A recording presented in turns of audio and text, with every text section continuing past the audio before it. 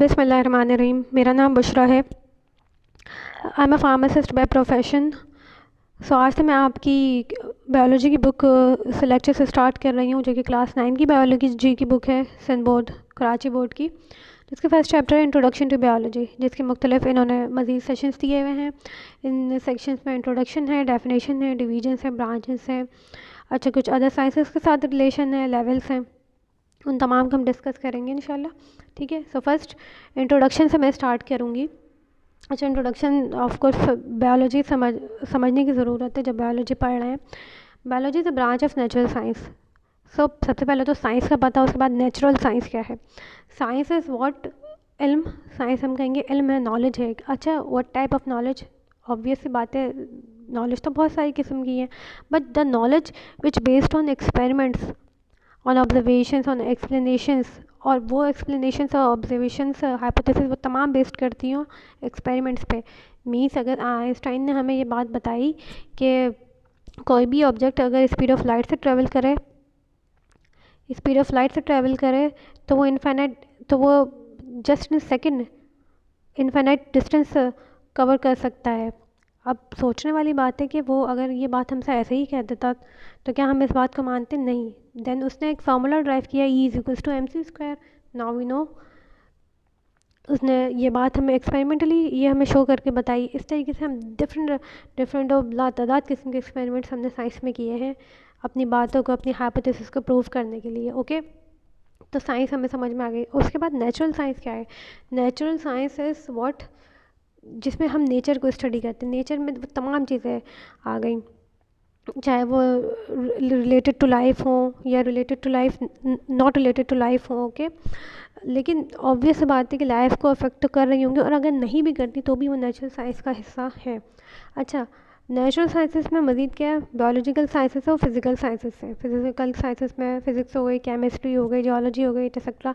Biological sciences में obvious फिर then biological sciences हो गई, जिसमें हम लाइफ को स्टडी कर रहे हैं, और वो तमाम चीज़ें जो लाइफ को अफेक्ट कर रही हैं।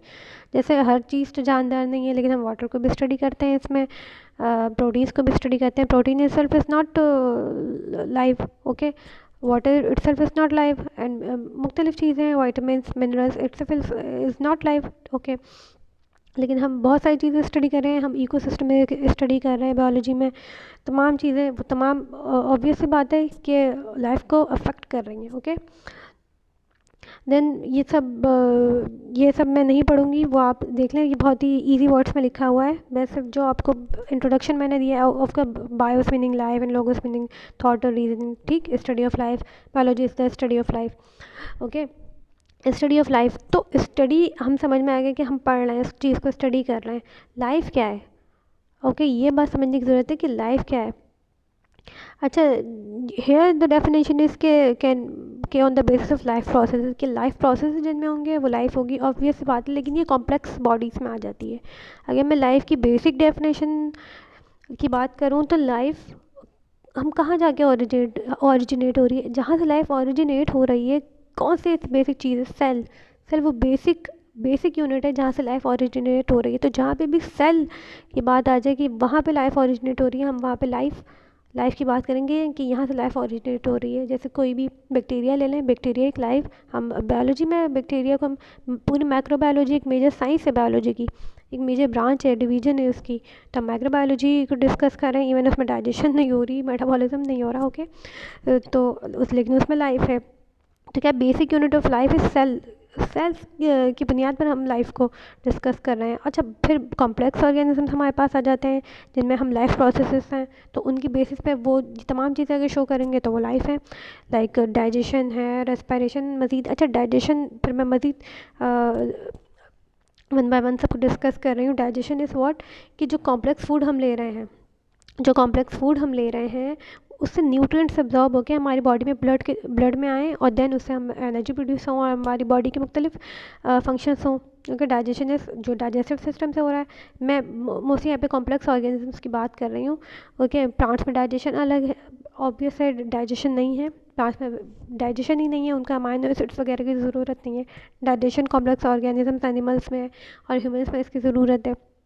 ओके, कि अब मज़ीद हम फिर रेस्पिरेशन से सांस लेने का अमल नहीं है कि ब्रीदिंग ही वो ब्रीदिंग है कि जस्ट इन और आउट के रेस्पिरेशन इज़ कि ऑक्सीडेशन हो सेल्स की जब ऑक्सीडेशन होती है तो हमारे पास क्या होता है कि एनर्जी प्रोड्यूस होती है। ऑब्वियस बात है, कार्बन डाइऑक्साइड रिलीज़ होती है, हम ऑक्सीजन को इनहेल कर रहे हैं, लेकिन क्या ऑक्सीडेशन के नतीजे में हमारे पास जो एटीपी प्रोड्यूस होता है, उससे फिर हम क्या बॉडी वो जो एनर्जी होती है वो फिर बॉडी के प्रोसेस कैसे चलेंगे उस एटीपी से।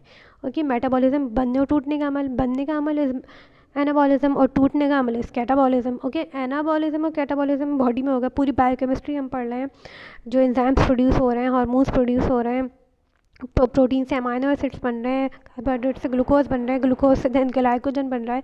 ये तमाम चीज़ें बॉडी में होना ज़रूरी है, लाइक इंसुलिन, ग्लूकागोन, इंसुलिन और ग्लूकागोन के प्रोसेस और मुख्तलिफ हमारे पास जो भी प्रोसेस चले वो तमाम मेटाबॉलिज्म का नतीजा है। ओके, मूवमेंट, हरकत, एक जगह से दूसरी जगह हरकत करना या इटसेल्फ भी हरकत करना, अगर पूरी बॉडी भी मूव नहीं कर रही तो भी मुख्तलिफ ऑर्गेनिज्म जस्ट अपनी बॉडी पार्ट्स मूव कर रहे हैं, या जो भी जिस तरीके की भी हरकत है तो वो मूवमेंट। ग्रोथ क्या, साइज़ में इंक्रीज़ होना। मोस्टली ग्रोथ को हम इसी टर्म में यूज़ कर रहे होते हैं कि साइज़ इंक्रीज़ हो। जैसे कोई भी हमारे ह्यूमन्स की बात कर लें तो एक बेबी में और एक एडल्ट में क्या फ़र्क है, साइज़ का फ़र्क है। ठीक है, मैच्योर होती जाती हैं चीज़ें। ग्रोथ क्या, साइज़ बढ़ेगा और मैच्योर होती जाएंगी चीज़ें। डेवलपमेंट इस क्या, डेवलपमेंट और ग्रोथ में क्या फ़र्क है। डेवलपमेंट में कोई भी जीनोटाइप में चेंज आए, ऐसा कि फिनोटाइप चेंज हो जाए। डेवलपमेंट जैसे जिराफ की हम बात कर लें, हम साइंस में जिराफ को पढ़ते हैं कि पहले जिराफ की गर्दनें बहुत लंबी होती थी, उसके बाद देन वो छोटी होने लगी। अब मुख्तलिफ इसकी थ्योरीज आई, कोई भी प्रॉपर थ्योरी तो नहीं आ पाई, लेकिन वो एक समझाने के लिए मैंने आपको ये बात कह दी। तो डेवलपमेंट इस क्या कि जेनेटिक मेकअप में चेंज आ जाए और उसके नतीजे में कोई भी बॉडी के जो ऑर्गन्स हैं या ज़ाहिर तौर पे जो फिनोटाइप है उसमें चेंज आ जाए, तो वो फिर देन पूरी स्पीशीज़ में वो चेंज चलता चला है। एक्सक्रीशन क्या, बॉडी से वेस्ट मटेरियल को एलिमिनेट करना। वेस्ट मटेरियल क्या, जैसे कार्बन डाइऑक्साइड प्लांट्स में वो रिलीज़ हो रही है, वो उनका वेस्ट मटेरियल है। ह्यूमंस में क्या, यूरिया अगर रिलीज़ ना हो हमारी बॉडी से तो believe me know one can survive. Okay, तो इसका एलिमिनेट होना बहुत ज़रूरी है। जिनकी किडनीज काम नहीं कर रही होती तो क्या वो डेली बेसिस पे और डेली जो है 2-3 दिन बाद उनको डायलिसिस करवानी पड़ती है, वो नहीं करवाएंगे, ब्लड में वो जो ये टॉक्सिक मटेरियल है वो रह जाएगा और कोई भी सर्वाइव नहीं कर सकता। लाइक बर्ड्स में यूरिक एसिड प्रोड्यूसर होता है, उनको निकलना एक्वस यूरिक एसिड और एक्वस जो हमारे पास ऑर्गेनिजम्स हैं उनमें जैसे फ़िश हो गई, उनमें अमोनिया प्रोड्यूस हो रही होती है। ओके, तो इन सब का लंग्स के ज़रिए, किडनीज़ के ज़रिए, ये सब मुख्तलिफ मज़ीद हम एक्सक्रीशन को डिस्कस करेंगे इंशाल्लाह, मज़ीद हम पढ़ेंगे। इरिटेबल हो जाना, ये तो एक खैर एक लेमैन की लैंग्वेज में है, लेकिन irritability in science of biology क्या या तो फिजियोलॉजिकल होगी या पैथोलॉजिकल होगी, या कोई भी एक्सटर्नल स्टिमुलाई के नतीजे में अगर बॉडी रिस्पॉन्ड करे, स्टिमुलाई क्या, कोई भी एक्सटर्नल चेंज आ रहा है, कोई भी एक्सटर्नल कुछ भी अफेक्ट हो रहा है एक ऑर्गेनिज्म पर और वो शो करे, कोई भी स्टिमुलस, कोई भी रिस्पॉन्स करे। फिजियोलॉजिकल जैसे कि नॉर्मल, जैसे प्लांट्स में हो रहा होता है जो हीट, लाइट और ग्रेविटी से शो कर रहे होते हैं, जैसे सूरजमुखी का फूल लाइट से इरिटेबिलिटी शो कर रहा है, फिजियोलॉजिकल मिसाल के तौर पर। अच्छा, पैथोलॉजिकल क्या कि कोई भी बॉडी के जो हीमोस्टेसिस जो कि स्टीडी स्टेट बॉडी की चल रही है, एक नॉर्मल बैलेंस जो चल रही है, एक बायोलॉजिकल क्लॉक जो चल रही है और नॉर्मल प्रोसेसेस जो चल रहे हैं उनमें चेंज लिया है। जैसे कोई भी पैथोजन, कोई भी बैक्टीरिया, कोई भी डिजीज़ कॉज कर दे, सही है, तो वो क्या करेगी, बॉडी इरिटेट हो जाएगी, उसने बॉडी के जो फंक्शंस थे उसको चेंज कर दिया। ओके, तो इरिटेबिलिटी रिप्रोडक्शन क्या, एक ऑर्गेनिज्म से दूसरे ऑर्गेनिज्म प्रोड्यूस होना, सही है।